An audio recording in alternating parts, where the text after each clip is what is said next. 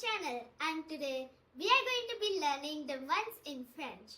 I'll say them in English and then in French. Ready? Let's go. January, janvier. February, février. March, mars. April, avril. May, mai. June, juin. July, juillet. August, out. September, septembre. October, octobre. November, novembre. And December, December. Wow guys, now you know how to say the months in English and French. Now let's try to say it in French only all together.